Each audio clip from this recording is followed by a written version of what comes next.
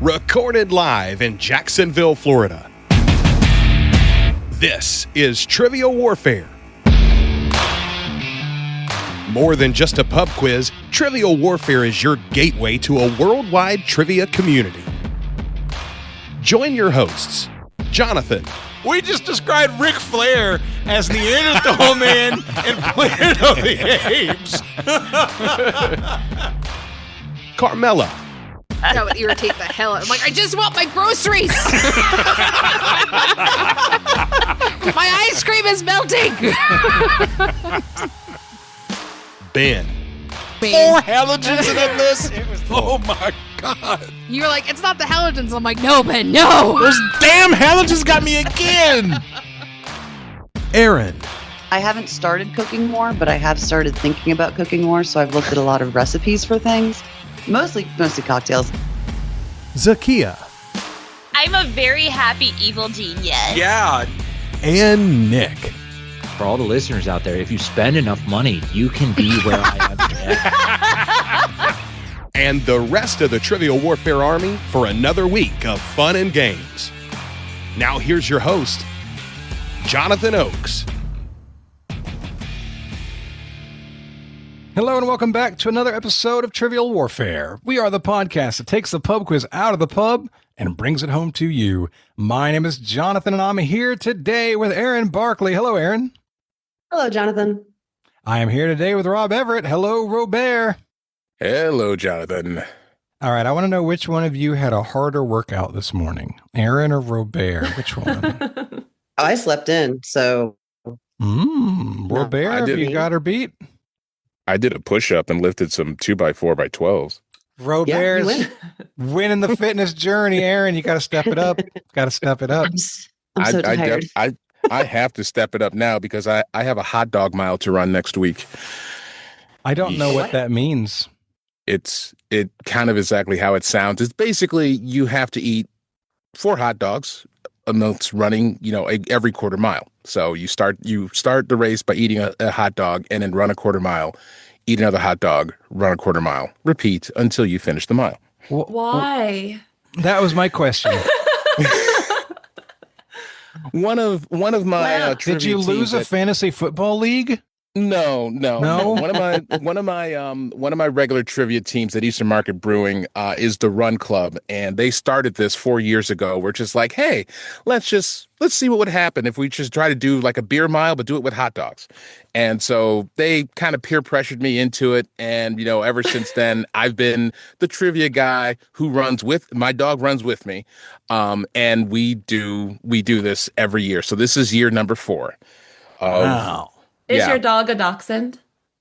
No, it is. The hot dog mile. That's well done. Damn it. I see what you did there. That was good. I didn't catch that. Amazing. She is not. She is a Dalmatian. She's not a Dalmatian. She's a pit Dalmatian mix. All right. Well, guys, I want to introduce our guests. First up, Kelly Kitko is with us today. Hello, Kelly. Hello, Jonathan. Welcome to the show. Thank you. I'm so excited to be here for my first time. Absolutely. I also want to introduce Hal Baker. Good morning, Hal. Good morning, Jonathan and everybody. I just realized, Hal, it's not morning. I made fools out of both of us. I recognize that, but I didn't want to be the rude one to go, oh by the way. Yeah. Yeah, that's very fair. I want to get to know each of you a little bit better. Kelly, I want to start with you. Please tell everybody where you're from, what you do, and tell us something that makes you nerdy, other than you hang out with trivia people. Yes. Well, I live in Los Angeles, California, where I am an actress. I mostly do low-budget independent horror movies that none of you have ever seen. And something nerdy about me, you said not to talk about hanging out with trivia people, but that's actually kind of ties into my nerdy thing. So okay. Some of you know I hate to fly. This cannot be overstated in any way. I hate to fly. I had not flown for over 10 years. And the first time I got on a plane after 10 years was to go to SporkleCon. And the second time that I got on a plane was to go to the Trivial Warfare takeover in Pittsburgh. So I think if the only thing that can get me on a plane is trivia, that makes me nerdy. That, you know what? That is a very, very fair. And a great time was had. I'm so glad that you were able to join us in Pittsburgh. Me too. That's absolutely tremendous. Well, Kelly, thank you so much for joining us today. Yay! Hal, tell everybody where you're from, what you do, and something that makes you nerdy. I'm from Littleton, Massachusetts. As I said earlier before the live, almost exactly due northwest of Jonathan's favorite city. Cheers. Boston. And Navy veteran. And it's funny because, you're an actress. Well, I was a theater major. But then I did, to quote Alec Guinness, I did the best acting job of my life. I acted the part of an officer and gentleman in the United States Navy, although his was Royal Navy. And I was a naval flight officer. So I flew off aircraft carriers, rode off aircraft carriers in the back of a twin-engine jet and from land in a 4-engine turboprop. And things that make me nerdy. Well, again, I was born in 1959, graduated high school in 78. So in the 70s, being a nerd was not something you wanted to be. Mm-hmm. So, I'm still flabbergasted by all these beautiful people in Hollywood going, "Oh, I'm such a nerd." And you're like, yeah, what Whiskey Tango Foxtrot, you lion sack of beetle dung, But I was really into punk and new wave before it really became mainstream. Yeah. I really was I knew all the bands, like The Clash, U2, The Damned, the Stranglers, in Boston at that time really had a decent music scene. And I ended up moving home when I got off active duty in 94 with 3,300 audio cassette tapes. And I had, as well as American and English popular music, I had a lot of Spanish and Italian and Turkish and German rock and roll popular music because I lived in Europe for 6 years. That's wild. That's so cool. And I don't think I've listened to any of those audio cassettes for 20 years because it's just the technology. They're still downstairs, time to break them out, man. They're still in the big case that I built myself to hold them all. Mm-hmm. Time to break them out. Making a comeback. Yeah. And collecting things in general, it is such a nerdy activity, collection of any sort. And there are people who have all kinds of collections, like collecting porcelain dolls. And you're like, oh, I'm feminine. I'm not nerdy. Nope, you're nerdy. It is a nerdy trait to collect things. And I love it. I think it's fantastic. Well, guys, it is great to have both of you here. Thanks for joining us. We're going to get started right now with Warm It Up, Chris. It's time to warm it up on Trivial Warfare today. And there's only one person who can warm it up for the TWA, and that's Chris. And sometimes Jonathan. Yeah. All right, Erin, over to you. This was my second warm it up, Chris idea. The first one didn't work. So I panicked and found a list of the largest cities in the world by population. City is defined by administrative boundaries controlled directly controlled directly by a single authority in the city. So before you can ask, that's what that means. Largest population. I want you to name the countries that contain these largest cities rather than naming the cities themselves. So I have the top 20. And I think some of them will go really quick and then we'll see what happens. So Hal, we are going to start with you. To quote the great orange one, China. Oh God. China has got. Don't get me. I'm not a fan. Don't. Yeah. No, it's just the imitation sent shivers down my spine. It was a good imitation. China didn't like it. China contains Shanghai, Guangzhou, Beijing, and Shenzhen are in the top of the population. Kelly. Okay, so I think Mexico City is going to be on that list. So I say Mexico. It is indeed. Mexico City is on there. Robear. Well, I think at this point, I'm just going to just stay home and say United States. United States with New York City and Los Angeles. Jonathan. Give me India. India, Delhi, Kolkata, Mumbai, Bengaluru, and Chennai. All right, Hal, we are back to you. Indonesia. Indonesia. Yep, number one, Jakarta. Good one. Apparently Jakarta. is the biggest city by population in the world. Kelly. Okay, I think Sao Paulo will be on the list of cities, so I'm going to go with Brazil. Sao Paulo is on the list. All right. Robert. How about Bangladesh? Bangladesh is number 2 with Dhaka. Good job. Yep. Oh, wow. That was the next one I was going to say. That was well done. All right, what you got instead, Jonathan? I'm going to try Thailand. Thailand is on there with Bangkok. Hal, we are back to you. We are cruising. I'm going to go to Africa, and I'm going to do one of two. So I'm going to say Nigeria. Lagos, absolutely. Biggest city in Africa. Kelly. Okay, I think Tokyo is still up there in the top, so I'm going to say Japan. Japan, number 3. Tokyo and Osaka are on the list. Robert? I was originally going to go stay in Africa, but then went Bangladesh. So I'm going to go with my gut back to it and go Ethiopia. Ethiopia is not in the top 20. Okay. Oh, no. First miss, Jonathan. First miss. I think number 10 on the list might be Cairo. I'm going to guess Egypt. Indeed. That was my next one, Jonathan. Mine too. That was my coin toss. Yeah, I did a question the other day where I said the 9 highest populated cities in the world are all in Asia. What country holds number 10 or something along those lines? And it was Cairo. So that gave me confidence. Also, I lied a minute ago because Cairo is also in Africa. Nigeria is the second largest city in Africa. All right. I was about to say that. I thought Cairo was the largest. Yeah, it's the stats. It's like who comes after Cairo. It's like a battle for second place, and that's the number that changed. I think as of 2023, it's different now. So that's what I was thinking. Hal, what do you got? I'm going to stay in Western Europe, but I'm going to say the UK for London. No, not on the list. I think London is just below the last city on these top 20. Wow. Yeah. Kelly. Okay, I think Manila is pretty populated still, maybe. So I'm going to go with the Philippines. It is indeed just after Egypt.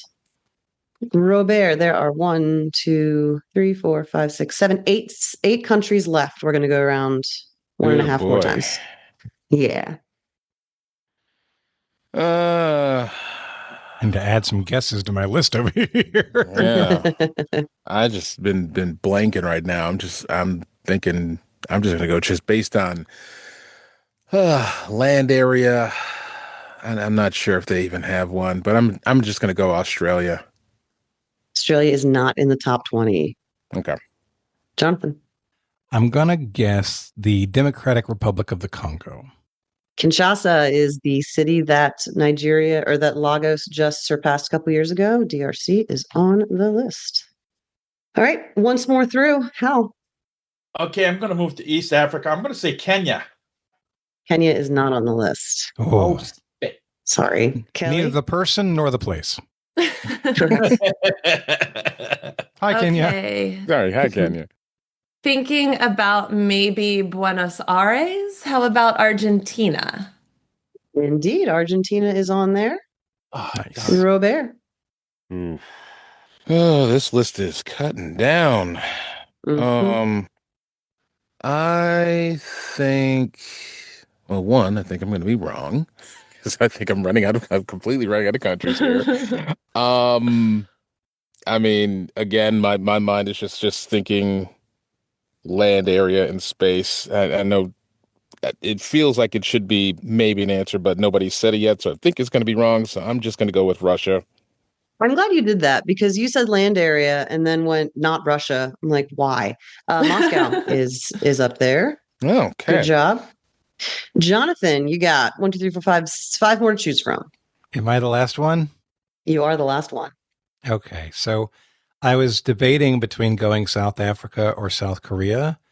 And then it hit me that this may be wrong, but I'm going to go Singapore with its biggest city of Singapore. Singapore. Oh, ooh. Well, Singapore was not on the list that I saw. Let me see if it wasn't on there because of some geographical distinction or if it wasn't on there because I didn't go that far down the list. I don't know what the cutoff is. Singapore apparently has 6.11 million people. It does. So it was number 72 on the list. Oh, way down. Oh, wow. Yeah. Okay. I should have gone with one of my South answers. Yeah. It is. Yeah. And it is. I thought it was bigger. Country. Not according to Wikipedia. Sorry. The UN disagrees with you respectfully. So what did we miss? Oh, at this point, I was like, can I name any more countries? Like, that's where I was in this. So I'm glad you're going to tell us. Yeah. So you got Seoul in South Korea. Yeah. You got Karachi and Lahore in Pakistan. Oh. Istanbul is very large. Ooh. It's so large. So large, it's in fact in 2 continents. Ho Chi Minh City in Vietnam, and finally Bogota in Colombia. Oh, wow. I'm wondering if Colombia was big enough. That was really good. That was a really enjoyable warm it up, Chris. Thank you, Erin. That is cool. That was really cool. Yep, yeah, that played really well. And now these are all places I want to go. I'm planning my Spain trip this morning as well. So I was like, let's think about where are you going in stuff. Spain? Starting in Madrid, Toledo, Granada, Barcelona, and then flying back out of Madrid. Oh, nice. Yeah. Erin, you know that Sarah just got back from Greece and Turkey, and one of her statements was, there are so many cats walking around everywhere. It's the best. It's the best place. That is the one thing I remember about Turkey was being in the city, and feral cats are just like such an integral part of everything. It was kind of cool. And doner kebabs and chai. Wait a minute, Kelly. How could you visit Turkey? That seems like you'd have to fly. No, that was 20 years ago. It was a different life. Ah, okay. Gotcha. Well, that is our warm it up, Chris, for the episode. Yes, Erin, I don't want to interrupt you. Yeah, I was going to tell a story. When I was in Istanbul, I was just walking out of the Blue Mosque, and there was this cute little cat, because, you know, cats everywhere, and she's sitting, and I kind of go to scratch, and then I sit down to take a picture, and she just comes over and crawls into my lap and is sitting there. So I'm sitting there petting this cat. And all these people kept coming over, and they were looking at me like I was withholding the cat. I'm like, look, this is a cat. This cat's going to do whatever it wants. And it wants to sit on my lap. So that's what we're going to do. That was a very fun day. And yes, I'm withholding the cat. Go get your own. Leave me and my cat alone. They're everywhere. All right. Well, that is your warm it up, Chris, for the episode. Thank you, Erin. That was very well done. You are welcome. Guys, this is episode number 588. That means we are on the main feed. So shout out to everybody listening. Thank you for being here. We appreciate it. I want to make sure you know that every week we put out an episode, but if you're only listening to the free episodes, you're only getting 2 a week. You can rectify that. Just go to trivialwarfarearmy.com, sign up as a sergeant or higher, and you will get access to every episode that we put out each week. Sign up as a lieutenant or higher, and you'll get access to those. Plus, you'll start accruing credit to come on the show, and you'll get access to the After Dark episodes, one of which is going to be published here in the next month or so that we just recorded a month ago or so. So, trivialwarfarearmy.com is where you go to sign up. And just for what it's worth, if you just want to stay connected, you don't want to pay, you can sign up for a free subscription. It doesn't get you episodes, but it does get you in the loop whenever I post something in that arena. So there are free memberships as well. All right. Today's game, it is going to be Hal and Robear versus Kelly and Jonathan. Erin is hosting, and it's time to play the game. Players. Oh, yeah.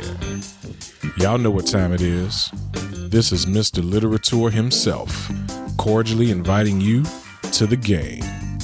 This is 6 rounds of trivia goodness. 3 questions per round. Every right answer gets you 10 points.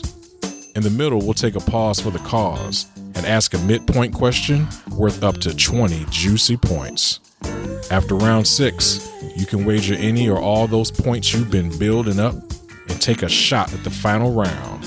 It's a series of theme-based questions we call the Gauntlet. It's just that easy, baby. But this game ain't gonna play itself, players. Let's get it on. All right. Round 1. As always, this is more or less recent things that have happened in the year of our Lord 2026. This is May. For those of you listening from the future, hello. Question number 1, your category is yikes. Yikes.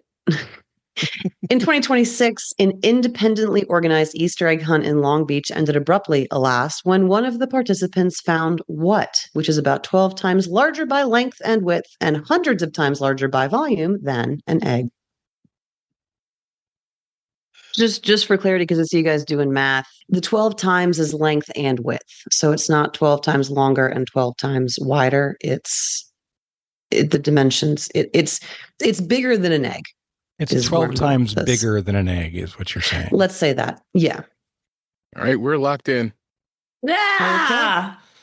All right. So, Kelly, I was just about to ask this question, and this is the thing that I really don't understand is how does 12 times bigger equal hundreds of times more volume? This was the part that was so confusing to me because I'm thinking an egg is like, well, I thought it was an inch long. That tells you I don't know. Well, she didn't say what size of, what kind of egg. It could be an ostrich egg. It could be a hummingbird egg, but whatever, right. An egg. Then we make it 12 times longer. What is that? At most a couple of feet. But then you're like, well, it could be wide as well as long. So I really don't know like the size of the thing that we're looking for in the answer. But I just extrapolated it purely by length to be like, okay, this thing is going to be about 4 feet long, but hugely voluminous. Yeah. I mean, we both are in the ballpark of this feels like a Stand By Me kind of moment where the category is yikes. They might have found a body. I mean, that's so what I'm thinking is, if this is Long Beach, California, which I'm not sure if it is or not, but because there are a few Long Beaches in the world, there's not a lot that would stop an event here. I mean, the things we talked about were like drugs, a great white shark. None of that would abruptly bring an event in Los Angeles to a halt. The one thing I can think of that would stop something dead in its tracks, did I mean that pun? I'm not sure, would be a dead body or some conglomeration of body parts. So it's got to be some kind of dead human body thing. Yeah, I think that's what we're going to go with. Neither one of us has come up with anything better than a body. So you want to lock in with body? I think we have no choice. All right, Erin, we're talking body. I'm going to prompt on body. A dead body. A partially decomposing dead body of indeterminate origin. I think that what she's getting at is it a human body or an animal body? It has to be a human because otherwise, if it were a dead animal body, I don't think that would stop an event. All right, we're going to say a dead human body. I'm going to prompt on human body. A child. A dead child. Okay. Help me help you guys. Okay. They are locking in with dead child. We are starting because strong. I did the math and I was like, an egg's about 3 or 4 inches long. That's going to be about 4 feet if you multiply by 12. Yeah, no, it's bad math. Bad All right, math. Hal and Robear, what did y'all say? Oh, we were all over the place. It started at naval mine to a corpse to a dinosaur bone to a bale of marijuana to R. Kelly's victim list. And Snooki. Damn. Yeah, and then I said, you know what? Maybe they finally found Snooki. So we were all over. We said a child's body. And it kept going back to drugs. So, we just decided to lock in with probably a very large size package of uncut cocaine.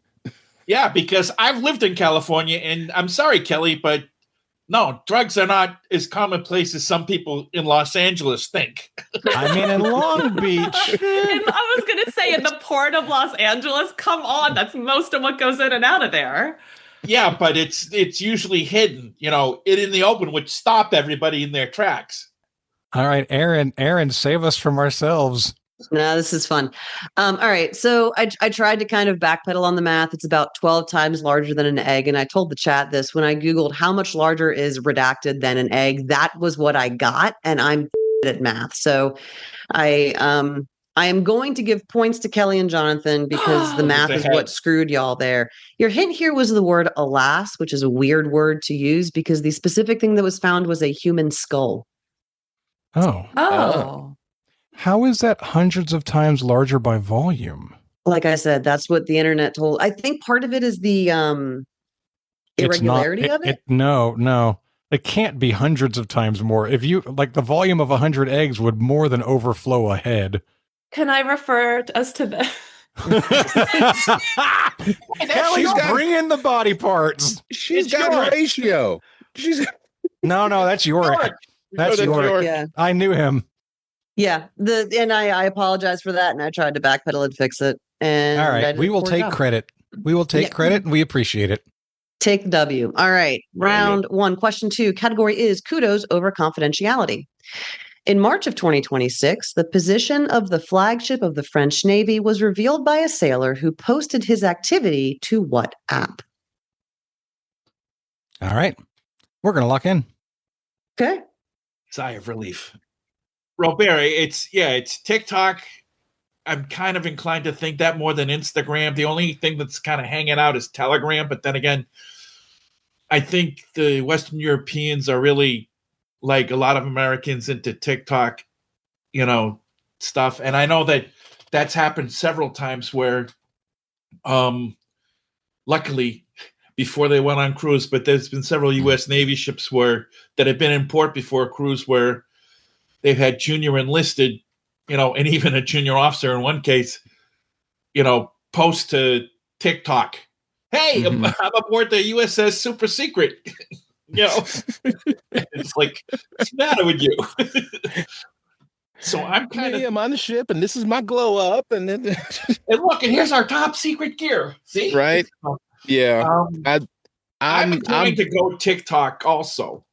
Yeah, it's feeling 50-50, so let's just flip the coin. So I think, we'll lock in with TikTok. I'm fine with that. All right. Kelly and Jonathan, what did y'all say? So here's the thing. We started with those apps for sure, but then we said to ourselves, what would make this an interesting question worth asking? And that's how we came to our answer, validated by the very subtle word in the question. Well, we hope validated. Oh no, it's going to be the position of the flagship, which led us to Jonathan. It's almost a boogeyman nowadays. How whenever you have some conservative politician out there, there's always stories about Grindr getting a lot of hits and a lot of activity because it's a gay dating site for men. And these conservative folks, what are they doing on Grindr? So we're guessing Grindr. Well, this is awkward. So position was not a hint. Position was not a hint. It was just the objective reality of what happened. Your hint was in the category because I'm trying to make my categories more hintful. Kudos over confidentiality. Somebody got it in the chat but didn't quite get to the right answer. Kudos is what you give people for their activity on Strava. Never heard of it. On what? It's an exercise app. It's a fitness app. It was running on the boat. It's probably just automatically on it's automatically tracking everything, probably. Geez. Okay, you know what? He just reposted the exercise activity on Grindr immediately thereafter. Perhaps. The distance settings would have been wild. All right, that's 10 points to Orange Cat. I like our answer better. Yeah, but you don't. That's not how. Forget it. Wait, Erin. I'm sorry. Can you please tell us how does Grindr work? Like any dating app. I mean, it doesn't. Your activity on Grindr is not going to give your location away. Sure. No. Well, no. It's not like that. I didn't assume that. I assumed that he said, "Hey, I am in the area.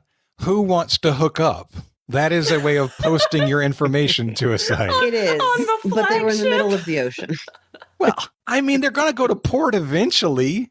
But this didn't happen when they were in port. Anyway. That sounds like going to port in more ways than one. Jeez. Okay. Hey. A girl in every port. Or boy. Or boy. They both were. You guys are all very pretty. Round 1, question 3. Category is sports. Sports. At the 2026 London Marathon, 2 men went sub 2 hours. The winner, Sebastian Sawe, earned his stripes with a time of 1 hour, 59 minutes, and 30 seconds. Sawe's sponsor spent $50,000 towards additional drug testing to avoid any suspicion that he's doping. Who is Sawe's major sponsor? Who made the shoes he set the record in? Agreed. We're locked in. Yep. Okay. Helen Robert, talk it out. Adidas stripes. Earned Stripes with a time of, I'm thinking Adidas with stripes. I'm taking that as a hint. I'm fine with that because, I mean, I said, as you see in the chat, I said New Balance, but that's probably me being one of Jonathan's favorite mass HOLESs. But I'm thinking stripes is Adidas. You make it sound worse by spelling out holes. Holes is not a problem. I mean, if you say mass holes, then you can say mass holes. There's a space hole. there. There's a space there. All right, New Balance is based in mass, so I'm a real masshole thinking that first. But no, Adidas. Adidas, I'm thinking with stripes. Yeah, Adidas. I'm just like rereading and just kind of going through the question, looking for those hints and yeah, I'm fine with that. So yeah, we can go with that. Yeah, because she could have said like Sawa spread his wings with the time of, that would be Nike. So we're saying locking in with Adidas. All right. Kelly and Jonathan. Well, despite the fact that we completely incorrectly parsed the last question and we're 100% sure of the hint, we doubled down on that logic and did the same thing here. And the thing that stood out in the question was stripes. So we also went with Adidas. Yeah. It was a good thing you did. Adidas is the shoe sponsor that facilitated this record-breaking run. Good job. Beautiful. Beautiful. Yay. Sweetheart Holly made a great joke in the live stream. She said, curveball, he was sponsored by Fruit Stripe Gum. And when he lasted more than 13 seconds, they had to test for doping. Nice. Can we digress for a second to talk about current events, or is that not cool? If you want to. I do, just because, I mean, the current events round is over, right? Mm-hmm. Yes. Okay, so before coming on, you guys know Niv Rayside. Sure. Hey, Niv, in the chat, assuming you're there. He was like, oh, if Erin is hosting, you better study up on your current events. I'm like, oh my God, you're right. So all day yesterday, I'm studying up on current events. Oh, wow. I can tell you where is the Strait of Hormuz, which I could not have told you yesterday morning. Did I read any of these current events? No, none, 0, zip. Thank you. In your defense, these are all from a couple of months ago. So they're not like current. All right. Yay. After round 1, the scores are Hal and Robert have 10. Kelly and Jonathan have 20. Nice. Woo-hoo! Now, round 2, question 1. That's dominant, y'all. We've doubled you up. How does that feel? Feels like I'm half a man. Oh, wow. Half the man you used to be. Category is the games we play. I'll start pasting the category in the chat as well. Thank you. In case you guys want to lose your mind trying to figure out what I'm trying to say. Quote. Players take turns serving each game. The server throws up the ball and hits it in the direction of the receiver. The ball can be served in either direction. These are part of the rules from what playground game? All right, I think we are going to lock it in. Okay. Hal and Robert. Okay, Robert, what is Foursquare? Oh my God, I'm trying to explain I love Foursquare.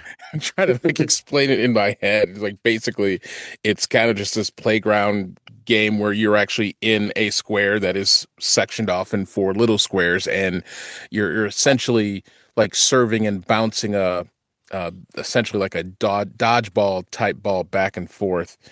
I'm not familiar with it. What I was thinking about it was a swing ball or tether ball where you have the ball on the string. Remember Napoleon Dynamite?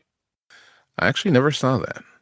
Well, it's the ball's at the end of a string, and you can either hit it right or hit it left, and it swings around, and you kind of volley back and forth with it on its leash / tether. Mm-hmm. I got a big bag of nothing other than that. I mean, that's what immediately leapt to my mind. Okay. You know, small as it is. Yeah, and I mean, heck, it's easier in my head to explain tetherball than it is Foursquare because it's been so long. I'm fine with tetherball. I've got really nothing else. Okay, and again, this is just one of those things where it popped out of the gray matter. So yeah, we're going to lock in with tetherball, Erin, please. Okay. No, so polite. All right. Yeah. So I asked the question about direction, and then immediately once you're like, yeah, you're not going to tell us anything, both Kelly and I kind of immediately went to the same place. And Kelly, I think you got there before I did. What was your logic? Well, the logic was that either direction thing and thinking, how does that possibly make sense? And it only makes sense to us if you've got a pole sticking up out of the ground and a string tied to it, and you can go clockwise or you can go counterclockwise, and it's all the same thing. So we also locked in with tetherball. Yay. Yeah. I don't think you're allowed to go over the top. I think that's a foul penalty. It is tetherball. Oh, well. Nice. There we go. Good job, Hal. Hooray. We're cruising. Round 2, question 2. Category is origin stories.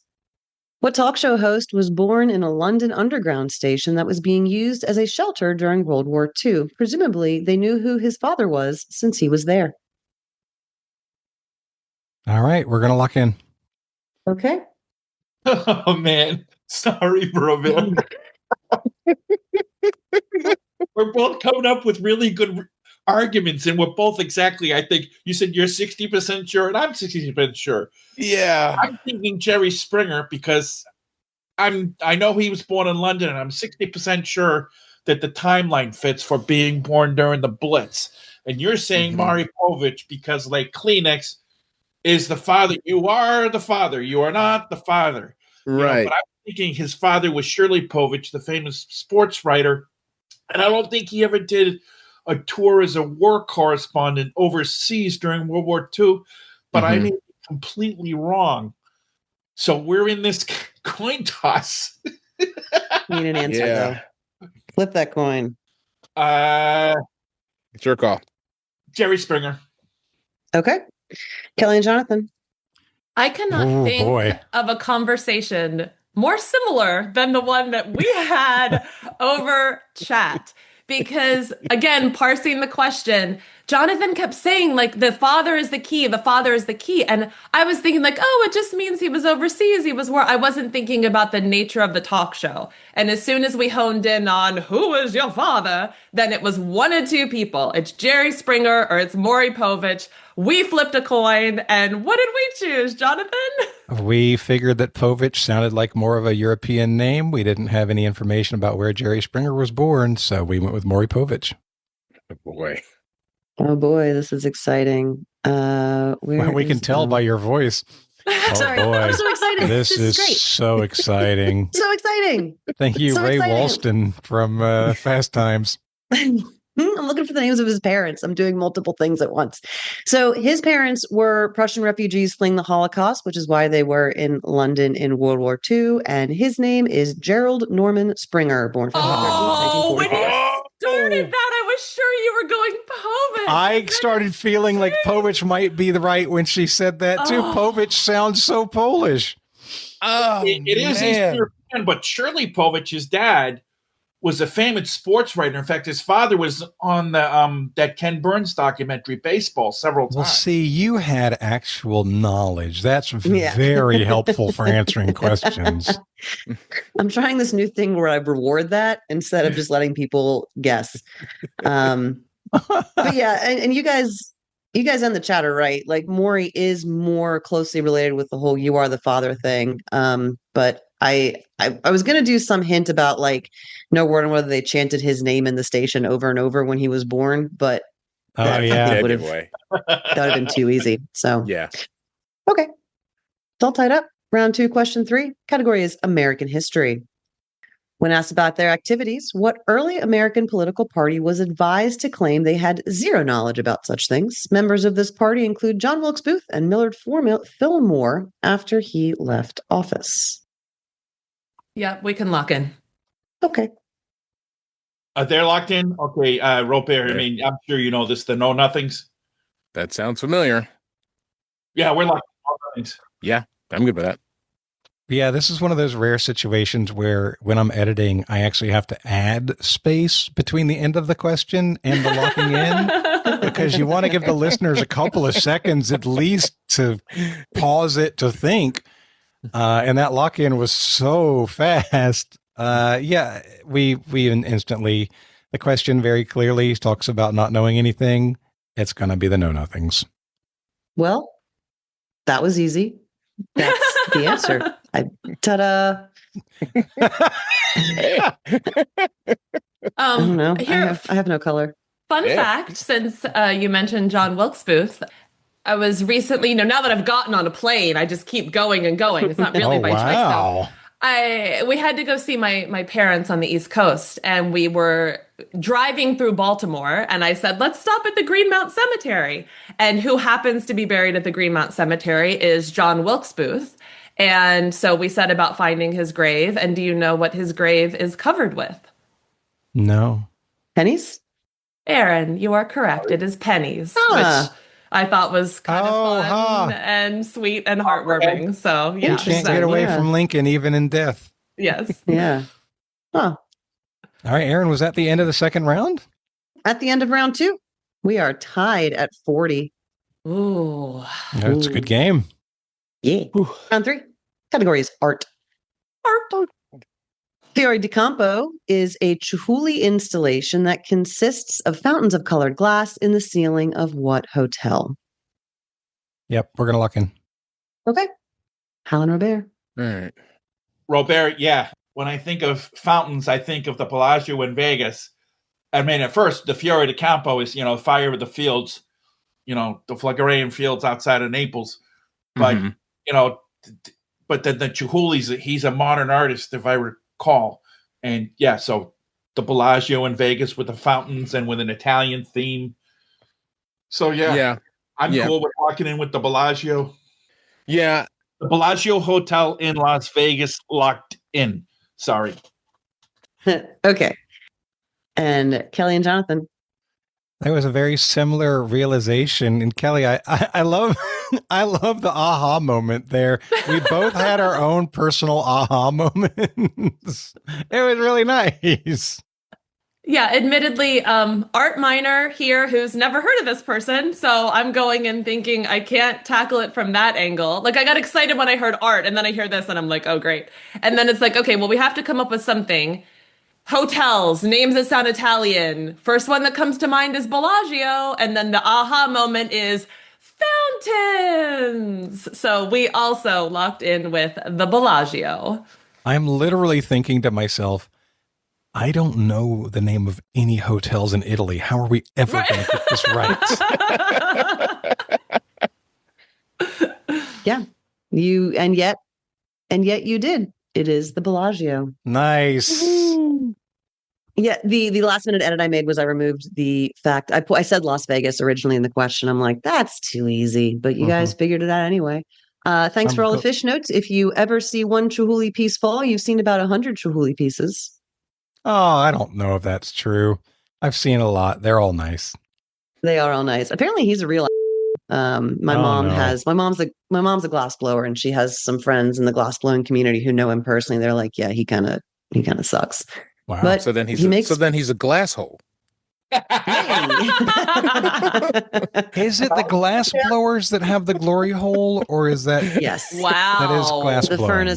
The furnace is called the glory hole. Yeah. Yep. Oh, sorry. I thought this was going in another direction. No, it is going in that direction, but also in the correct direction. It was what we call a double entendre. Exactly. I was told not to ask questions about glory holes anymore because some people listen to this with their kids. So yes, that's true. It's the name of the furnace in glass blowing. Round 3, question 2. I'm going to get yelled at again. Category is iconic images.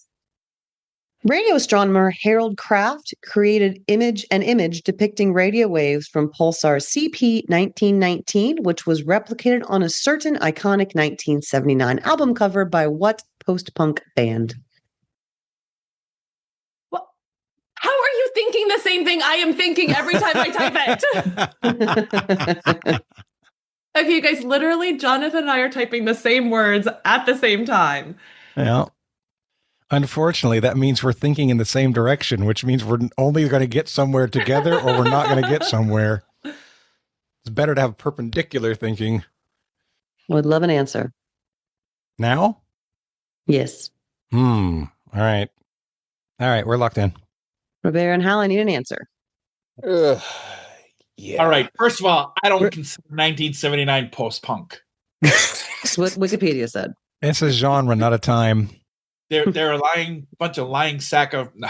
Don't get me started on question writing and metal bands. I know. I haven't written. Yeah, right.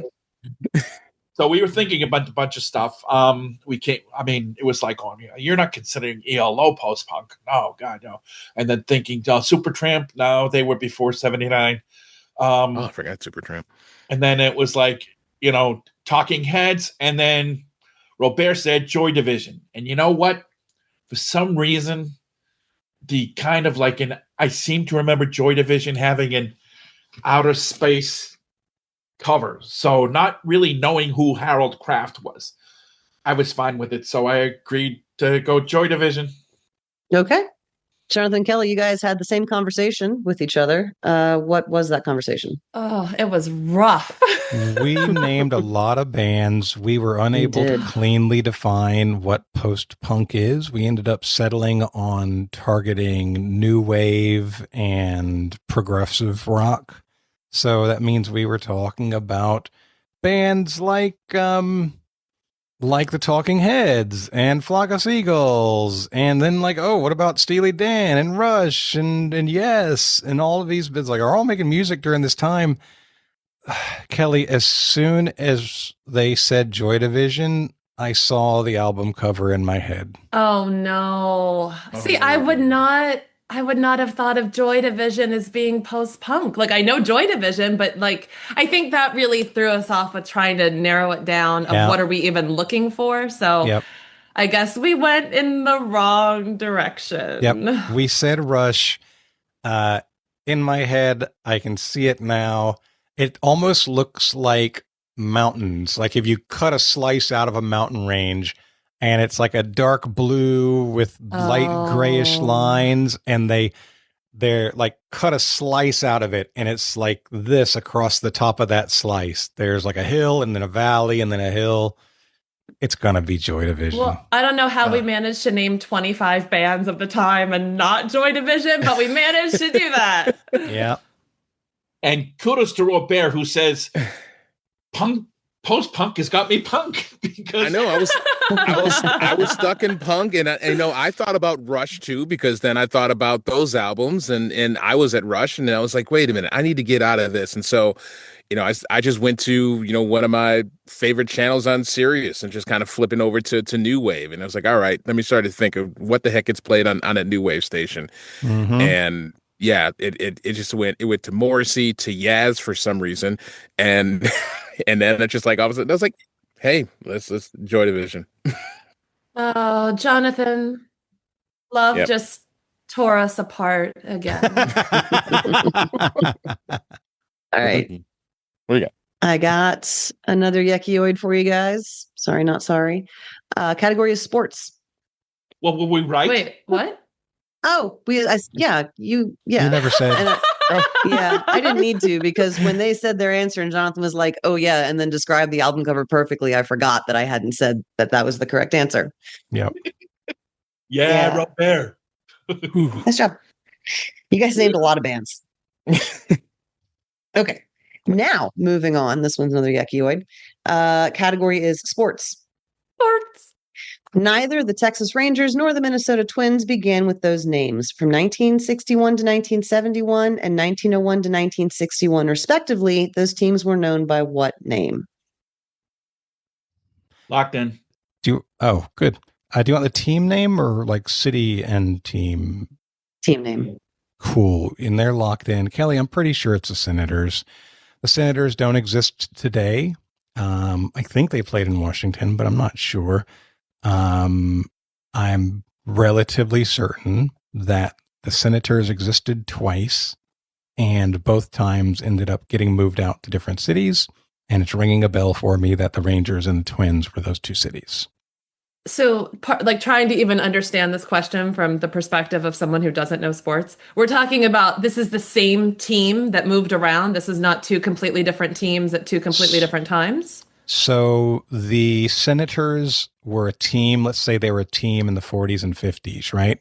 And then they got moved. Well, actually, here, it's in the question, right? From 1901 to 1961, the Senators existed, and then that team, that organization, moved to either Minnesota or Texas. The whole team left and was replaced with a new franchise. And the new franchise existed for 10 years, and then it got moved to a different city. And they stopped building that franchise because it wasn't making enough money to be successful. I guess the way I read it was that these two teams exist now, right? The Rangers and the Twins? Yes, they do. And somehow back in history, they both coincidentally had the same name. Not coincidentally. I mean, you have knowledge on this and I don't. I was trying to parse what do Texas and Minnesota have in common to come up with something. But that led down a ridiculous path. So the fact that you know anything about this means I'm obviously going to defer to you. I feel pretty confident in it. If it's wrong, I'm just wrong. And I've been wrong before, but I feel good about it. Okay. Shall we lock in? Go for it. All right, we're locked in. Hal and Robear? Yeah, Walter Johnson's Nats, and then later on the Nats that when they went to Texas, they got Ted Williams as a batting coach. So what answer did you give? What's the team? Because you're saying Nats, which is not right. No, but the Nats was their nickname when from the 1901 to 61 version. They were known as the Nats. The Washington Senators were known as the Nats. So you said the Senators. Yes, Washington Senators. Yay, good. Points all around. Nice job. Good job, Jonathan. Points. Yeah, yay, points. Going into the midpoint, score is Hal and Robear with 70, Kelly and Jonathan with 60. And that's exciting. Yay, your midpoint is a serial killer before and after. Ooh. Oh, no. Let me gird my loins. I'm going to read them, then I'm going to paste them.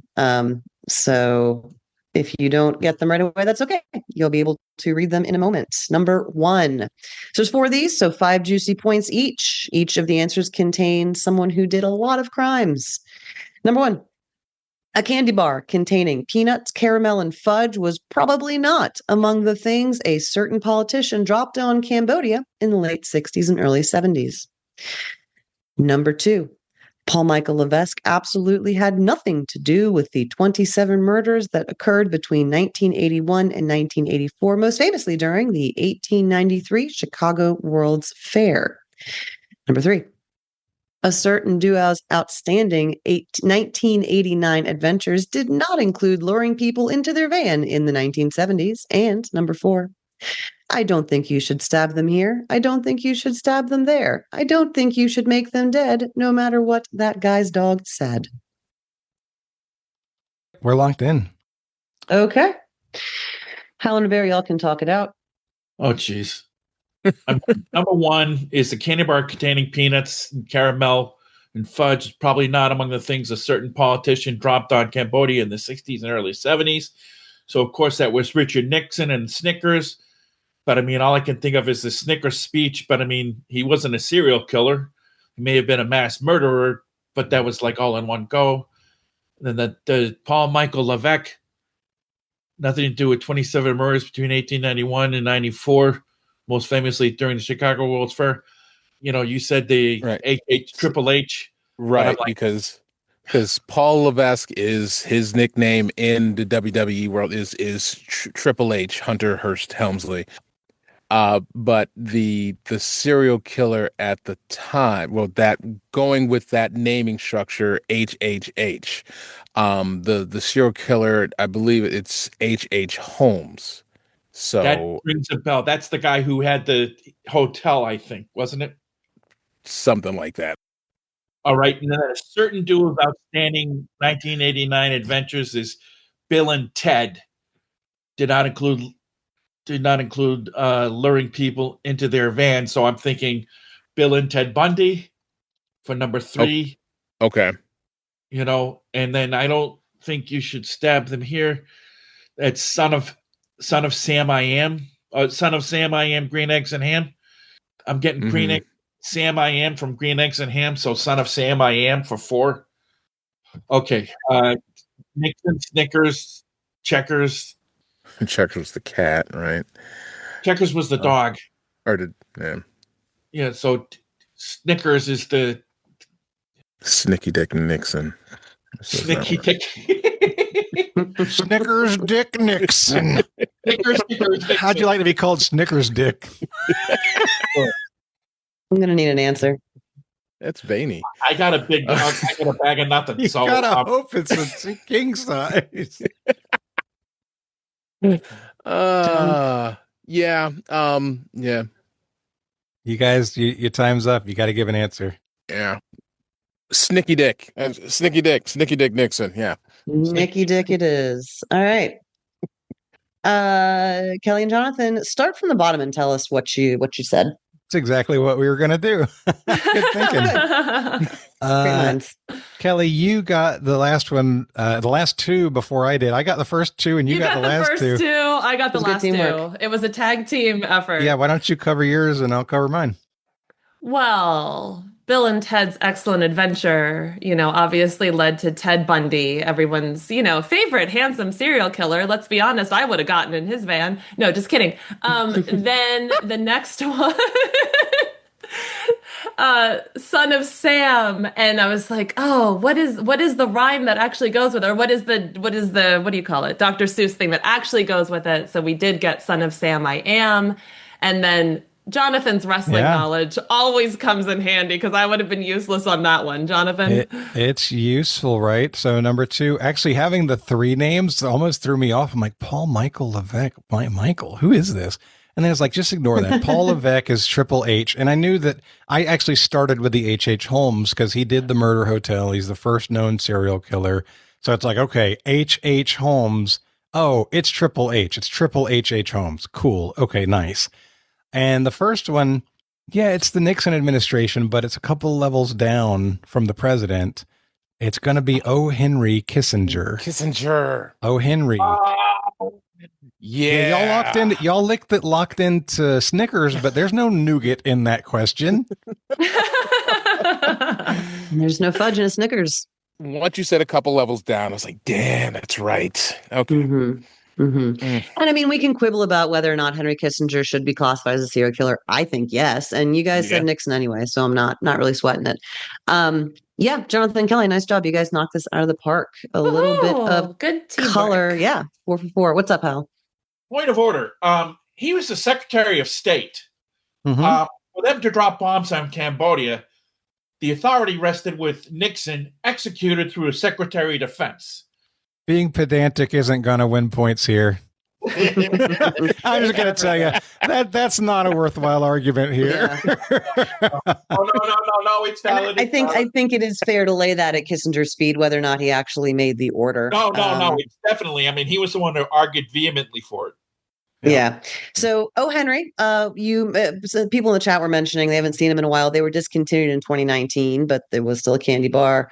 And when I was when I was Googling pictures of Ted Bundy for the slides, when I ran this question live, Kelly kind of pointed to it. The Ted Bundy wallpaper results were huge. That man, he was a good looking dude, and people still appreciate that to this day. And if you ever walk into someone's house and they have Ted Bundy wallpaper, just leave. Just go. You can just leave. Time to go. Huge red flag. Yeah. Okay.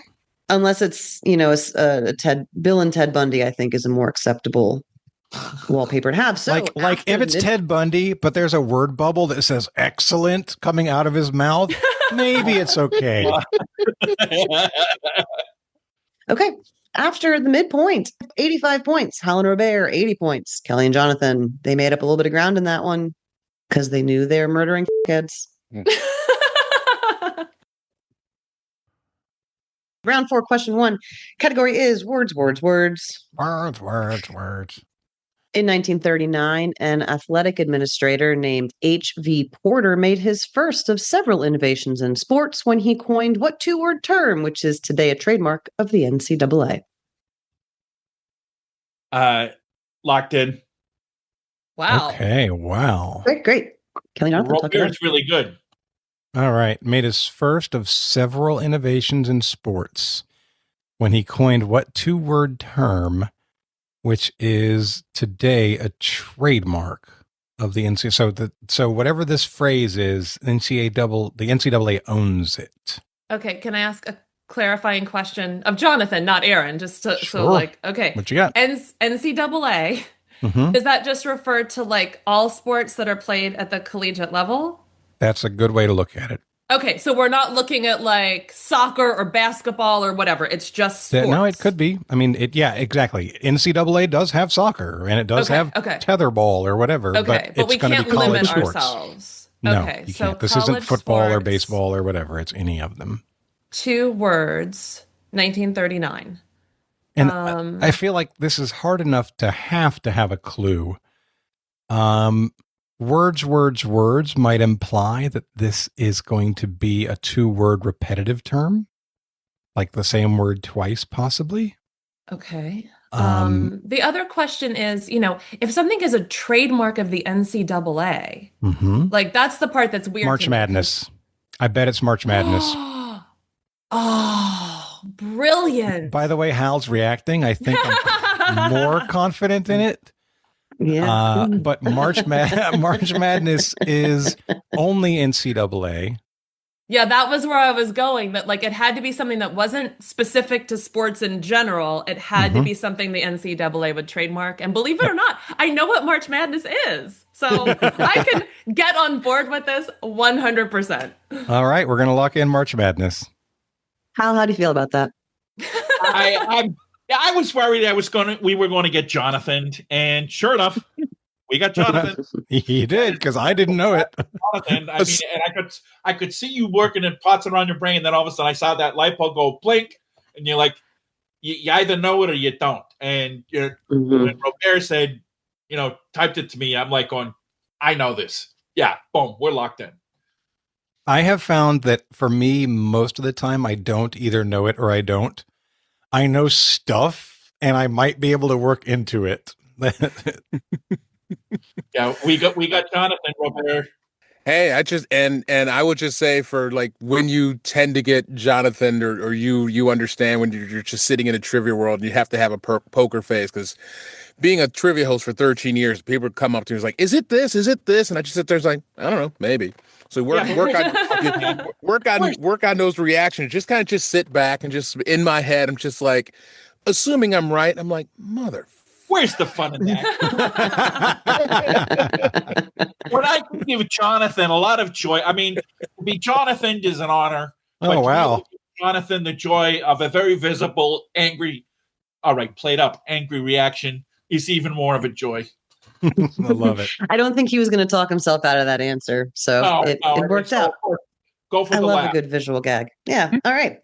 Round whatever, question whatever, because I don't have my multiple screens. This drive me crazy. Where are we? Round 4, question 2. Question 2. Thank you. Your category is thanks, robot overlords.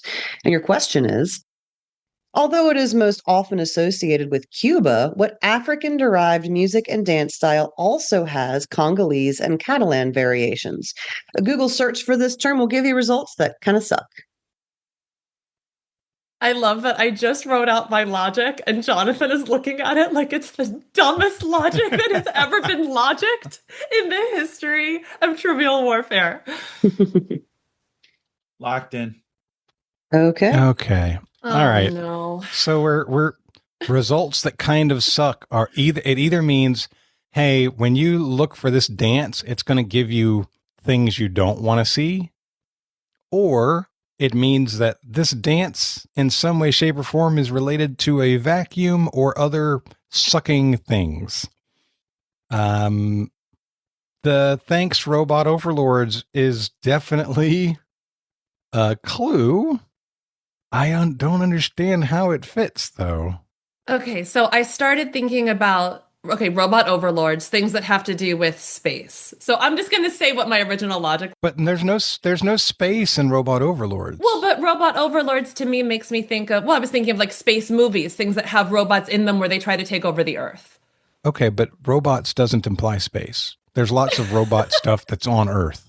That's why I'm calling that part out, because this is where my robot logic fails. It fails in a lot of places. Okay, let's move on to the second part of the problem is I can't name any dances from Cuba or Africa or the Congo or anywhere. So I named samba, lambada, swing, tango, paso doble, and bachata. I think bachata is Cuban-ish. So I'm trying to think of something that ties into, like, honestly, the sucking to me was a vacuum. So I'm like, what would come up in a vacuum search? Mm-hmm. Hoover, Dyson, Shark, things that have to do with vacuums. Yep. I mean, it could be, like you named some AI stuff. It could be Alexa AI and related. Siri are, current robot overlords that live in our houses. Claude and ChatGPT and those oh no, you things. just triggered her. That's time, my dears. I don't have an answer. Do you want to just guess one of the dances and go bachata? Go for it. If you'd like to go with a vacuum, I'll be happy to choose a vacuum brand. Let's not go with my logic on this. I mean, I have no logic either. But at least you're naming a dance, and none of mine are dances. Pick a word. All right, we're gonna say bachata. Okay. Hal and Robear locked in on this pretty quick. What'd you got? Hal started listing off dances, and he listed one right out the jump, which just made me think, all right, hold on, because I was going off of the clue. I didn't even hit the clue until he brought that up as an answer, because I didn't know it was a dance. And so the whole robot overlords and kind of suck, that's what led me to the vacuum cleaner. And the only vacuum cleaner that seems to be a robot that kind of sucks, like Spaceballs, that I didn't even know was a dance, is Roomba. So we went with Roomba. Oh. Having been engaged to a Spanish Cuban twice, I knew Cuban dances. And I just listed the first three off the top of my head of Cuban dances. Is the rumba, the mambo, and the conga. And then right after I listed it, Robert goes, boom, and at the same time, I'm like going, wait a minute, the Roomba. It's spelled differently, isn't it? It's a homophone. It's a homophone. I named 3 vacuums. I should have named a 4th. That's really, really well done, gentlemen. Well done. Yeah. Good job, you guys. It was a joy to watch. Thank you. There are some fantastic word plays in the chat. I can't shout out everybody because we'd be here all day, but you guys are doing great work. Round 4, question 3. Categories: do not try this at home. The standards and practices for the cast of what 3-season reality TV show included things like no vomiting and no jumps from heights of more than 4 feet? Okay, we're locked in. Okay. All right. So one thing, Kelly, it's no jumps from heights of more than 4 feet. So it's not about like jumping up from the ground. It's like you can't jump down. Right. What about this is where we're stuck? What about like Naked and Alone or Man versus Wild or some survival show? Okay. Then this gets into the other thing. What was only on for 3 seasons? So Man versus Wild was pretty popular, I think. Naked and Afraid. If you're out in the wilderness, they're like, hey, listen, you're not allowed to jump for more than 4 feet. It breaks the rules. You're not allowed to vomit. You're not allowed to make yourself vomit because blah, blah, blah, right? But I don't know. Okay, hold on. What about like Double Dare, something where like you could, I don't know that it's a reality show. It's not a reality show. Well, I'm trying to think of, because plenty of these reality shows have vomiting. Alone, Naked and Afraid, blah, blah, blah, there's vomiting. So why would you say no? Like, why would that be a rule? Right. I agree. 30 seconds. Oh, gosh. I don't think this is coming to me. Do not try this at home.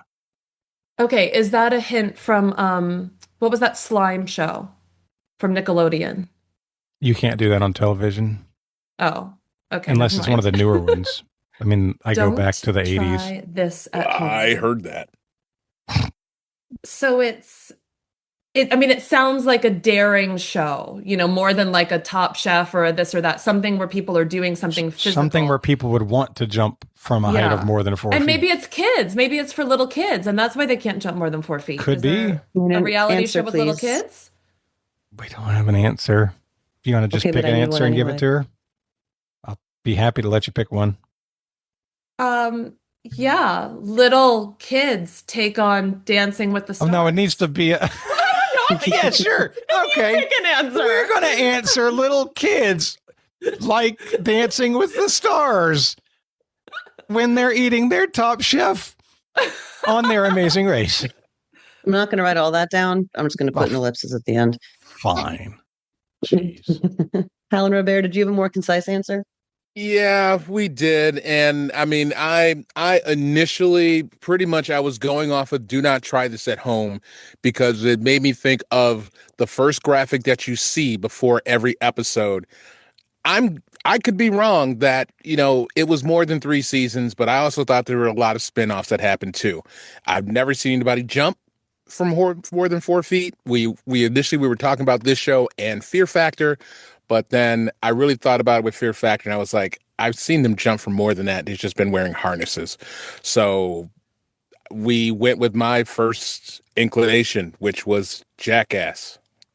There were a number of spin-offs, a bunch of movies, all sorts of nonsense. Fear Factor had 6 seasons, but Jackass only had 3, and you were not allowed to jump for more than 4 feet. It was literally the first thing that I wrote, and then I said it was too many seasons. Well, no, I said it's not reality TV. Oh, my gosh. What else would you call it? I'm not sure. But there's lots of things that defy description, but reality TV to me is a certain specific thing, and that doesn't line up with that. But reality TV, maybe it obviously has lots of different meanings. Yeah, unscripted. Yeah, TV. anything unscripted, you could call it reality TV. But yeah. It popped up. I just read a book called Cue the Sun, which is all about the history of reality TV, and it popped up in there, which is where the question came from. But it's a fair point. But that's the reason that we didn't go with it. I'm not saying that's a reason why it's not right. Yeah, fair enough. Okay, after round 4, Helen and Robear have 115. Kelly and Jonathan have 90. All right, we got to come back after that round. They win the award for the most creative wrong answer, so that's something. Round 5 question. And the longest answer in the history of Trivial Warfare, if you had deigned to write it down. Every host, their ears just perked up. They're like, ooh, I can make one longer. Oh, God, please no. Round 5, question 1. Your category is pedantry. In May of 2023, a Reddit user posted a tattoo asking for cover-up suggestions. The tattoo went viral, its 3-word text becoming a meme. What is that phrase, which is technically incorrect since insects only have 1 pair of antennae? Okay. That was fun. Let's start with Hal and Robear. Tell me what you landed. Pick something and then tell me what you picked. Do you want to go with mine or yours? I like mine just because. All right, let's. You hate me. Yeah, we're going back to the XFL, and we're going with my man. He hate me. Okay. All right, Kelly and Jonathan. We really Came up with worked a lot hard. of good tattoo ideas. Worked hard on this question. We're gonna say butterfly. Okay. Butterfly. We have no idea how to answer this question. Okay. So this was a sneaky know your mean question. And it's something that is, someone used the phrase brain hole in the chat. This used to be in my brain hole. This is something that is my brain hole. I don't understand why my brain retains this stuff and not like the names of my clients' children, but whatever. So I did a round on bugs by request. And when you write a bunch of questions about bugs, you kind of get the feeling that they're crawling all over you after a point. And I got tired of that. So I deviated a little bit. And I was reading about how the difference between bugs and crustaceans is that bugs have 2 pairs of antenna and crustaceans have 4 pairs of antenna. So the viral tattoo text shrimps is bugs is technically incorrect. And so were you guys. Your correct answer would have been shrimps is bugs. Never heard of it. Jonathan, Never the good news is of all the wonderful tattoo ideas we had, like there's no way we were going to come up with that phrase. So it's not like we were on the right track and we were just off. Never in a million years. Not only that, but butterfly is just as good as shrimp or bug. Yeah, like I actually feel like we might have invented something new. Okay. I thought you said butt hurt fly. No. That's something else. Hal, you can modify the tattoo any way you'd like to meet your own personal needs. That's true. You could put the fly first and say fly butt hurt. Yeah, true. I mean, it means something to somebody. Okay, I made Zoom tiny. There you are. All right. Well, that was fun. We all learned something, including the folks in the chat, I think. Did they not get it? They did not get it. Wow, that's rare. There's a good number of people in there, too. I feel vindicated. I was expecting one of these nerds was going to have heard of this. When I ran this question live, I think 2 or 3 teams knew it. So, yeah, well, now you do. You can thrill your friends with that fun fact. It's going to go away real fast. It's already gone. I'm not going to claim knowledge. That's not going to be in there tomorrow. Okay. Round 5 question to your category is TV. Televisiones. Thinking that you can just have a good idea and then watch what happens, what TV network adopted a speech bubble for their logo? The marketing team suggested that gay men and their female friends would do word-of-mouth advertising for basically free. All right, we are going to lock in. Why not? Why now? I'm like, sure, why now? No, why not? Hal and Robear? There is a channel that's, I think, is specifically targeted to the LGBTQ community, but I'm drawing a blank on what it is. Slay. Slay would be a good name for a TV network. Slay would be a great network name. Are you kidding me? 1 minute remaining.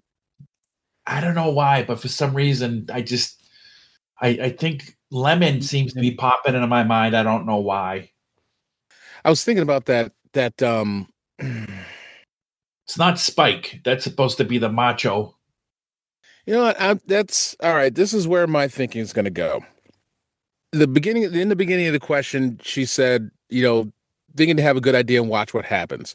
Watch What Happens is the part of the title of the show that is done by Andy Cohen. And that's on Bravo. It's on Bravo, I'm just like, screw it. I'm just going to go. That is the only weird ass connection that I can even make right now of anything that's in this question. And I just, like, the moment she said, watch what happens, I was thinking that's connected to something. And let's go with Bravo then. I'm just going to go right back to that and just say, blah, blah, blah. So we'll lock in with Bravo. Bravo, the buzzer beater. Kelly and Jonathan, talk to us. Well, Robear just pulled the Jonathan again. Yeah, I think I'm over here chatting, playing away. I'm like, haha, they're talking about lemons and fruit. And then suddenly out of the blue, yeah. So there were 2 things in this question. You either can picture the logo or you think, what network screams gay men and their female friends? And that is none other than Bravo. There was a period where mid-20s Jonathan really, really enjoyed and appreciated Queer Eye for the Straight Guy. It was first of all, the original show was a fantastic show. It was very entertaining. But as a young man who didn't have a lot of female friends and didn't have a lot of idea on how do you look nice, how do you match clothes together, how do you make your house not look like shit, Queer Eye was a fantastic show. I mean, it is one of the most educational shows for young men you could possibly have. So you consider it like resource material. Are you saying it's not now? I mean, I haven't watched reality TV in a very long time, so I have no idea. I'm only speaking to what I know. Okay. I would just say that the Netflix version is I enjoy that one. It's pretty good. And as a cishet woman with friends of all genders and sexualities and everything, it is also very useful for me because I have no sense of style. So I appreciate them. Yeah, your answer was Bravo. Good job. You guys used all of the breadcrumbs to get there. Very proud of you. Yeah, Robear. Yeah, good job. You would have saved all of us a lot of heartburn if you had just clued in on the clue right away, like you're supposed to. But, you know, you got there, and that's what matters. Me. Round 5, question 3, category is viral marketing in... Oh, anybody want to Sherlock? No? Great.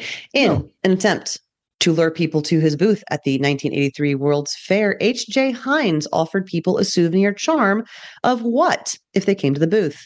Heinz relished the success of one of the first viral marketing campaigns. The New York Times ran a story about the 1 million people who got their charm. No, 1893. Sorry.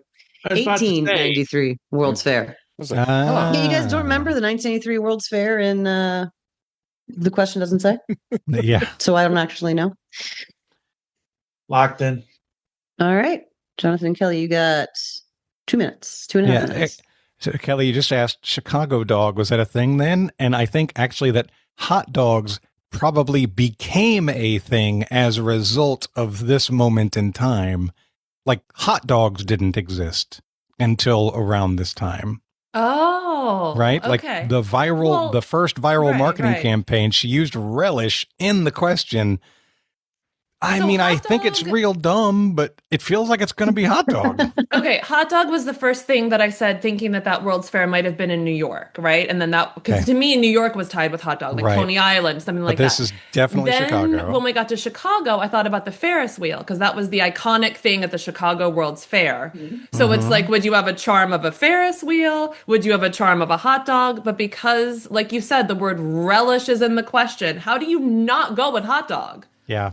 That's all. I think we have to. The only other option I can give you is corn dog, because corn dogs are synonymous with fairs and that kind of stuff. They weren't frying things back then. Okay, so you'd rather say hot dog than corn dog? Yes, hot dog. We're gonna say hot dog. Okay, hot dog. Mickey Mouse. What did you guys say? Hal and Robear.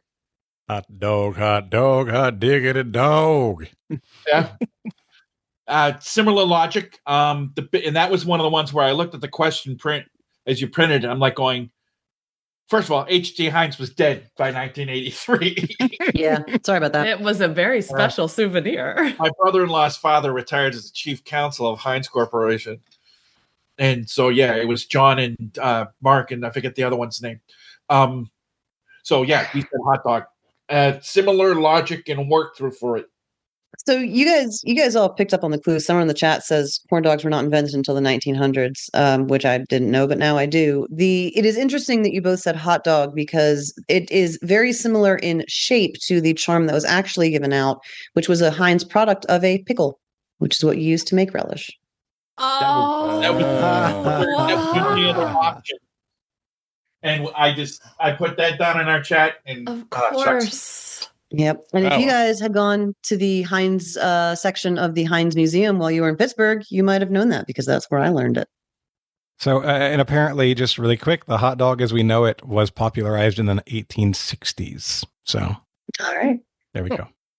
Going into the final round, scores are Hal and Robear with 125, Kelly and Jonathan with 100. That last round was a bit murderous. Let's see what we can do. No pun intended, because of Chicago World's Fair. Round 6, question 1. Your category is protect your face. You literally gave us an H.H. Holmes and an H.J. Hines question from the same World Fair. Weird synchronicity. It was not intentional. All right. Category is protect your face. Your question is Clowns International is a British organization that contains an unofficial registry of clown makeup to prevent plagiarism.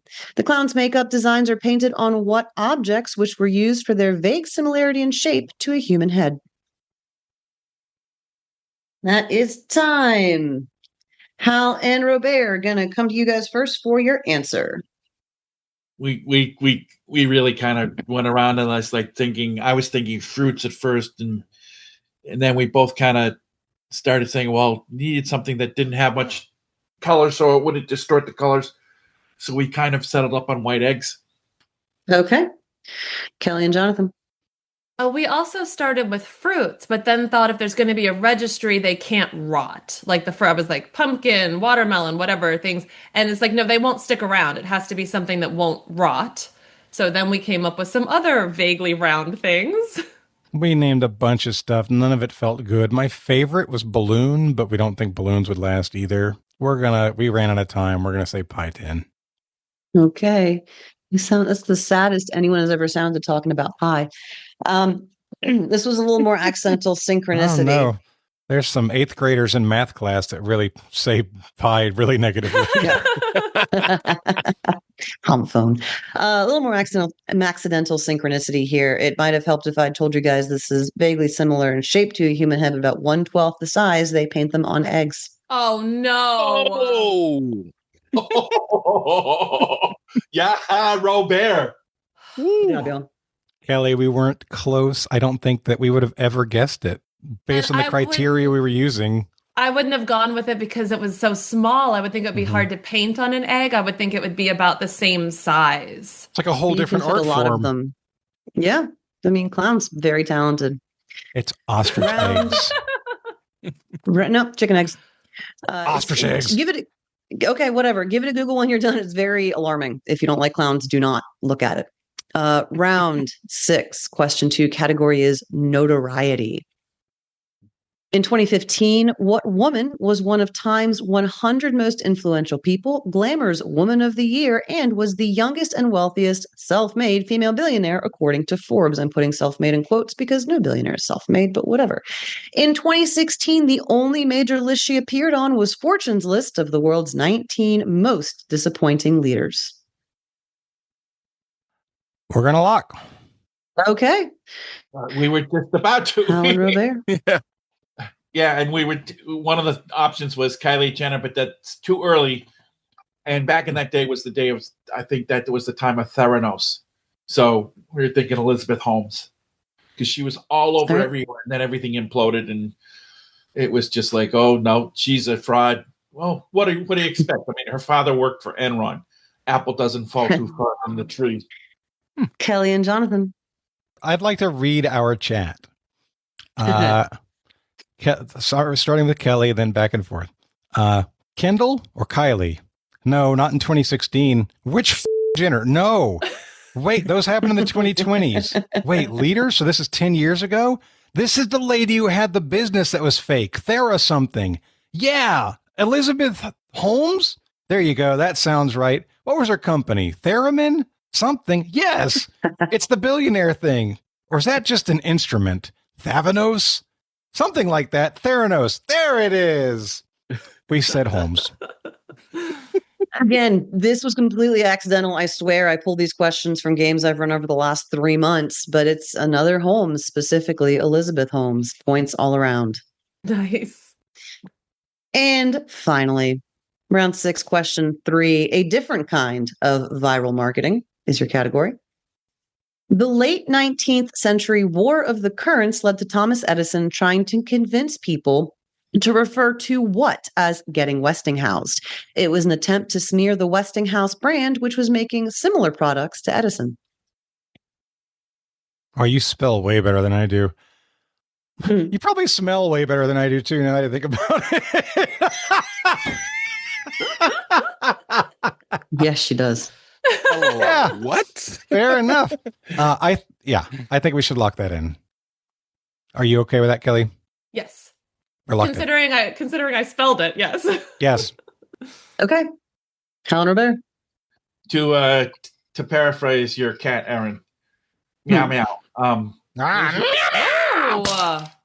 This was the AC/DC debate: Tesla versus Edison, Westinghouse versus Edison, and it was electrocuting to death. He wanted everybody to refer to people that got died of electrocution as being Westinghoused.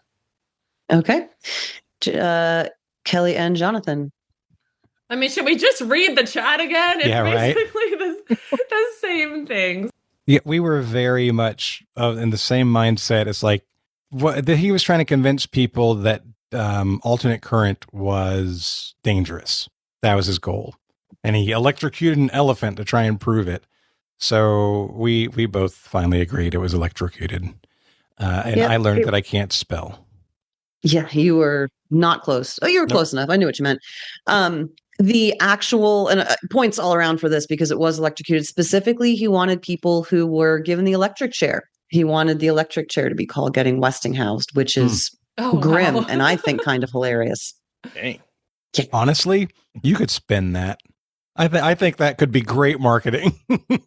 Like, look how powerful our electricity is. They only use us to kill people. Edison isn't powerful enough. We're the preferred choice for electrocution. You could do that. I also learned this in Pittsburgh at that museum. After regulation, Hal and Robert have 155. Kelly and Jonathan have 120. Your gauntlet category is current events. Current is in quotes. Place your bets. Our wager is locked in. Okay. All right. Our wager is locked in. Love it. Current events. Question 1. What company will be turning 32 in 2026? It grew from a Bellevue, Washington startup to a nearly $3 trillion company today and was almost called Cadabra until someone pointed out that sounds like cadaver. Locked in. Our answer is locked in. Great. Number 2. His first major role was in Scarlet Angel in 1952, but it was 1954's romantic drama Magnificent Obsession that launched what golden age of Hollywood's actor to stardom? In 1985, he became the first public figure to die from AIDS, which helped raise awareness of the disease, but not a lot because it was Reagan in the White House at the time. I'm 100% on that, Jonathan. We're locked in. We're locked in. Okay. Number 3. In Egyptian mythology, it's a Bennu. In Slavic folklore, it's a Zarptok or a Zarptista. It has 9 heads in early Chinese folklore and is vermilion in East Asia. In the United States, it was once associated with coyotes. What do we call it? We're tentatively we're locked in. Okay. I need an answer. I need more time. I am sorry. Rules is rules, Dad. We're out of time. Our answer's locked in. Okay. Let's go back to the top. Number 1, what company will be turning 32 this year? And I'm glad we didn't call them Cadaver. Hal and Robert, what did you say? From A to Z, we said Amazon. And Jonathan and Kelly? We also said Amazon. Hey. Number 2, who was the first, what golden age of Hollywood star was the first public figure to die from AIDS? Hal and Robert. Rock Hudson. Yep. Yeah, we went with Rock Hudson. Yep. And Jonathan and Kelly. Just something you remember from your childhood, Nancy Reagan with Rock Hudson. All right. And finally, it is all of those things to all of those people in the United States. It was once associated with coyotes. What do we call it? Kelly and Jonathan. Truly don't feel like we know the answer. We ended up locking in Hydra.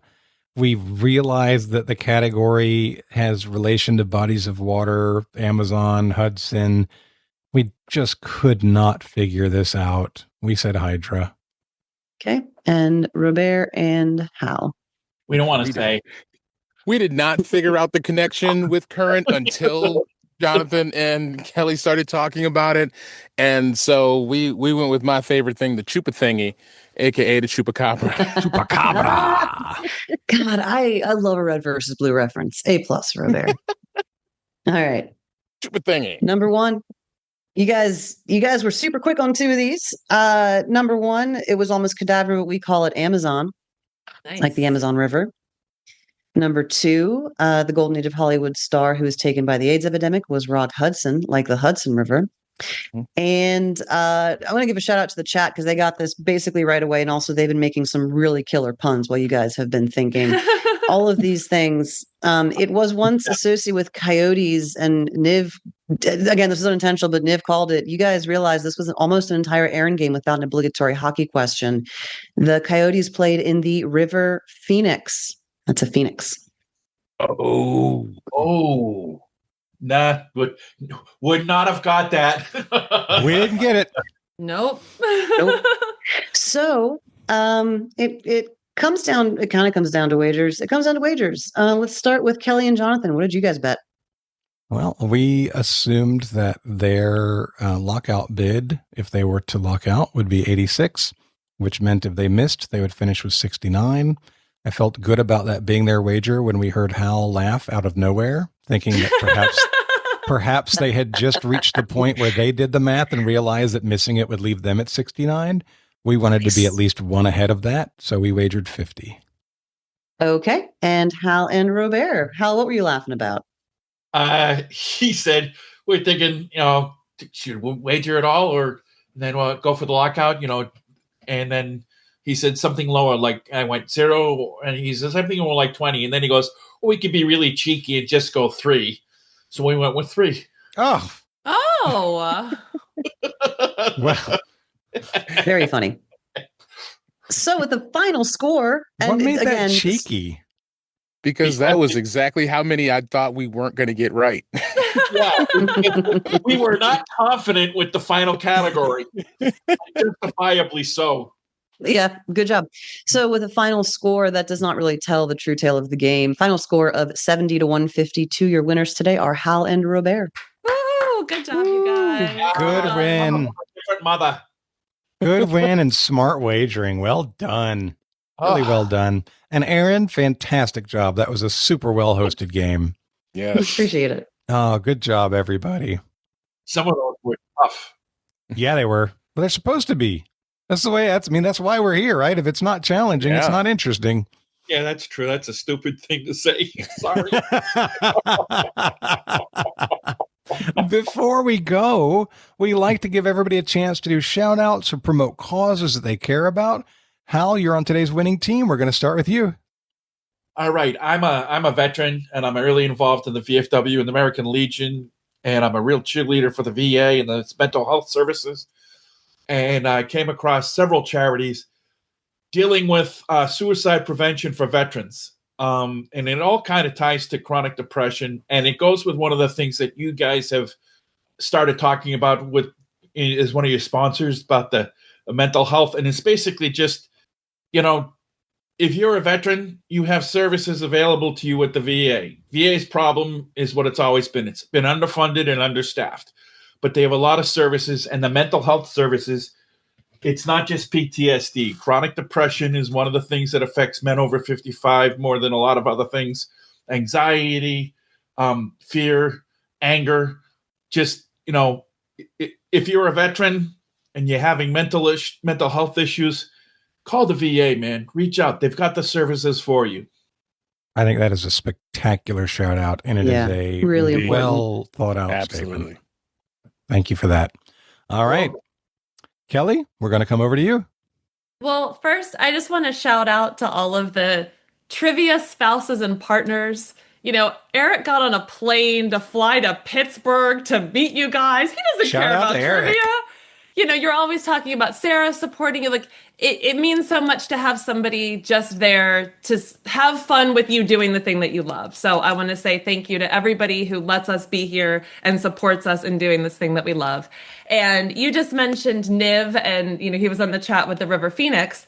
I just want to let everybody know that our TWA friend Niv Rayside and I are starting a new podcast that will be called Niv and Kelly's Endless Summer Vacation. And if you cannot get enough trivia on Trivial Warfare, we will be coming to you by the end of the summer with more fun trivia content. So just wanted to holler out.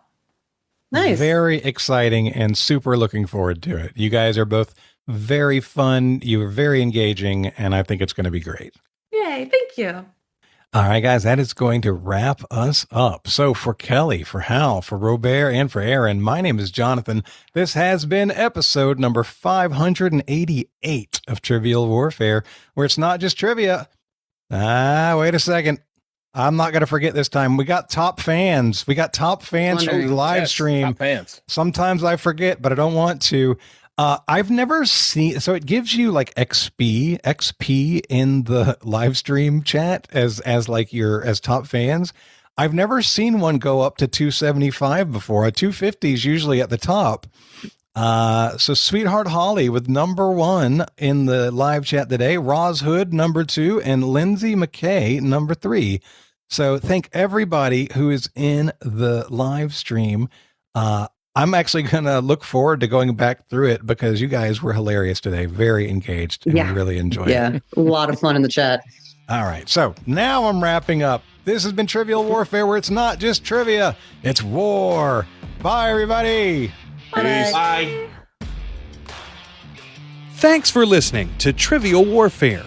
Be sure to check out the revamped TrivialWarfare.com as your one-stop shop to submit questions, join the community, and get access to over 150 archived episodes. Warm It Up was written and performed by Matthew Stevens. This episode was edited and produced by me, Joel Sharpton. For help with your podcast, visit propodcastingservices.com.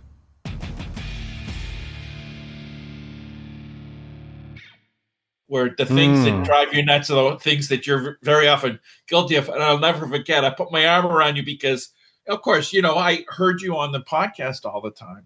Sure. And it was kind of like, so it was like going, hey, I know this guy. Then it's like, oh, that's right. He can't hear me. He can't see me.